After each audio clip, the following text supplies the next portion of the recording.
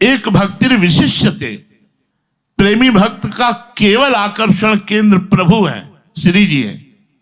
उसकी अपनी व्यक्तिगत संबंध किसी से नहीं है। यह बात देखो, प्रभु के संबंध से संबंध है, व्यक्तिगत कोई संबंध नहीं है। इसलिए भगवान ने कहा एक भक्तिर विशिष्यते, जो मेरी अनन्य भक्ति करता है वो सर्वश्रेष्ठ है।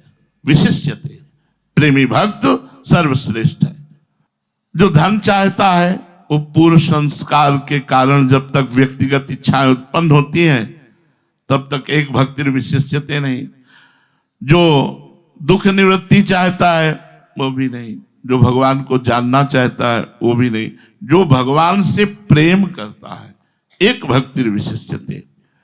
प्रियो ही ज्ञानिनोत्यर्थ महम स च मम प्रियः। जो प्रेमी भक्त है मैं उसे अत्यंत प्यारा हूं और वो मुझे अत्यंत प्यारा है। अहम भक्त पराधीन हूं। ऐसे भक्त के लिए भगवान ने पराधीनता स्वीकार की है। जिस भक्त में अपनी स्वयं किंचन मात्र कोई इच्छा नहीं, केवल प्रभु से अपनापन और प्रभु के लिए ही सारे व्यवहार, प्रभु का चिंतन करते हुए, उससे बड़ा इस संसार में कोई नहीं। सबसे बड़ा प्रेमी भक्त। वास्तव में भगवान का अंश होने से जीव स्वाभाविक ही भगवान को प्यारा है, पर वो भूल से संसार में प्यार करने लगा।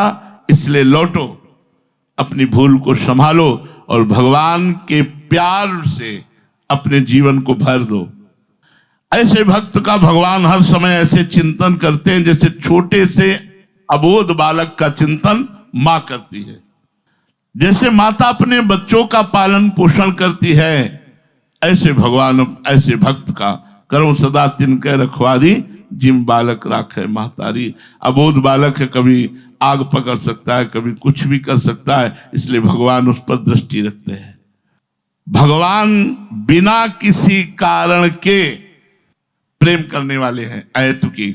और फिर जब आपने सबको छोड़ दिया केवल प्रभु के लिए, तो फिर कैसे भगवान, फिर कैसे आपको छोड़ सकते हैं, कैसे भूल कर सकते हैं। जो मनुष्य भगवान के सन्मुख हो जाता है तो ये सन्मुखता ही भगवान के प्रति होते ही उसके अनेक जन्मों के पाप नष्ट होकर और भक्त बन जाता है। सन्मुख हो जीव मोहि जब ही। सन्मुखता का मतलब समझ रहे हो ना? कोई हमारा नहीं, केवल भगवान हमारे हैं, इसे सन्मुखता कहते हैं। सन्मुखता का मतलब नहीं कि मंदिर के सामने खड़े हो गए तो सन्मुख हो गए। सन्मुख का मतलब अब हमारा कोई नहीं, प्रभु के सिवा कोई नहीं, केवल प्रभु हमारे। जब भक्त सर्वथा निष्काम हो जाता है, उसमें लौकिक पारलौकिक कोई इच्छा नहीं होती है, तो स्वतः सिद्ध प्रेम स्वरूप भगवान उसके हृदय में प्रकट हो जाते हैं। कब भगवान प्रकट होते हैं? जब भक्त सर्वथा निष्काम हो जाता है, उसमें लौकिक पारलौकिक किसी तरह की भी इच्छा नहीं रहती, तो स्वतः सिद्ध प्रेम स्वरूप भगवान उसके हृदय में प्रकाश भय प्रकट कृपाला। और जब भगवान प्रकट हो गए बस फिर क्या, फिर तो लाज तीन लोकन की न वेद को कहो करे, न शंख भूत प्रेत की न देव जच्छते डरे। कभी नाचता है, कभी गाता है, कभी हंसता है, उन्मादवत उसकी स्थिति हो जाती है। प्रेम पूर्ण जागृत स्थिति, मोह निद्रा नहीं, जागृत स्थिति। किंचन मात्र भी किसी से कोई संबंध नहीं, बस भगवत प्राप्ति का यही स्वरूप है। हमारी दृष्टि इधर जाए तो बहुत बढ़िया काम बन जाए कि हमारा कोई बचा क्या भी, जो बचा है प्रेमाग्नि में उसकी भी आहुति दे देते हैं, स्वाहा। केवल प्रभु बचने चाहिए, कोई नहीं होना चाहिए हमारा, केवल प्रभु। इस प्रेमाग्नि में सबको स्वाहा करना होगा। अब जब कहते हैं जन्म जन्म मुनि जतन कराही, मुनि लोग कई जन्म लगते हैं जतन करते हुए, ऐसे प्रयास कर रहे हैं। जितना अपनापन होता जाएगा उतनी जल्दी भगवान प्राप्त होते जाएंगे। उदारा सर्व एवैते ज्ञानी त्वात्मैव मे मतम आस्थिता साहि युक्तात्मा मामेवानुत्तमाम गतिम। भगवान कहते हैं वैसे मैं सबको उदार कहता हूं, जो मुझसे धन भी चाहते हैं, संकट निवृत्ति चाहते हैं, मेरे को जानना चाहते हैं, उनको भी। पर भगवान कह रहे हैं युक्तात्मा मामे वानुत्तमाम गतिम। प्रेमी भक्त तो मेरा स्वरूप है, मेरी आत्मा है, ऐसा मेरा मत है। प्रेमी भक्त में और मेरे में कोई किंचन मात्र अंतर नहीं है। देखो, भगवान से चाहने में और देवताओं से चाहने में अंतर है। जैसे आपने किसी देवी देवता से चाहना की तो आपको जितना अनुष्ठान करते बना, जितना मंत्र जप किया, उसके अनुसार वो दे देंगे, चाहे भला हो चाहे बुरा हो। लेकिन भगवान ऐसा नहीं करेंगे। चाहे जो कुछ हो, आप मांगोगे, आपकी तपस्या है तो उसके अनुसार वो दे देंगे। चाहे जगत का बुरा करो, चाहे अपना बुरा करो, चाहे देने वाले का ही बुरा करो, ऐसा ही होता है। भगवान अपना ऐसा नहीं करते। भगवान से अगर कोई भक्त मांगता है तो भगवान उचित समझेंगे तो देंगे, नहीं तो नहीं देंगे।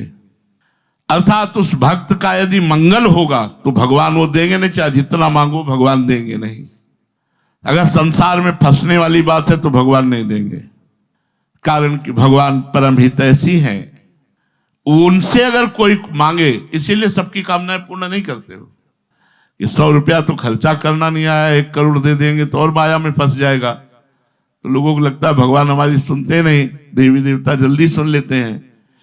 भगवान के भजन को छोड़ करके और कुछ जो भी भगवान से मांगोगे तो जिसमें तुम्हारा भजन बढ़ेगा वही भगवान देंगे, अन्यथा नहीं देंगे। ये भगवान और देवताओं में विशेषता अंतर है कि अन्य देवी देवताओं से भजन करके मांगोगे, जो मांगोगे वो दे देंगे। लेकिन भगवान का भजन करके यदि भगवान से मांगोगे तो जो तुम्हारा मंगल होगा वही देंगे, अन्यथा नहीं देंगे। ज्ञानी त्वात्मैव मतम। प्रेमी भक्त की विलक्षणता बतलाते हुए भगवान कहते हैं कि वो तो मेरी आत्मा है। प्रेमी भक्त और भगवान में कोई अंतर नहीं होता। जिस भक्त के अंदर कोई कामना नहीं, हर समय भगवान के भजन में लगा हुआ है, उसमें और भगवान में कोई अंतर नहीं। प्रेमी प्रेम में अपने आप को न्यौछावर कर देता है तो प्रेमास्पद भी प्रेमी के ऊपर अपने को न्यौछावर कर देता है। भक्त भगवान पर न्यौछावर तो भगवान भक्त पर न्यौछावर। ऐसे ही प्रेमास्पद भगवान अपने भक्त प्रेमी पर न्यौछावर हो जाते हैं।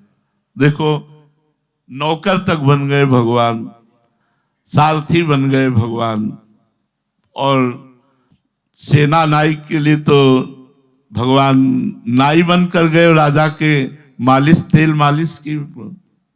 बिना बोए खेत जग सकता है क्या?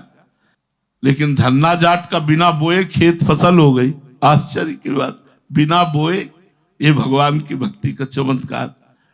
प्रेम अनिर्वचनीय है।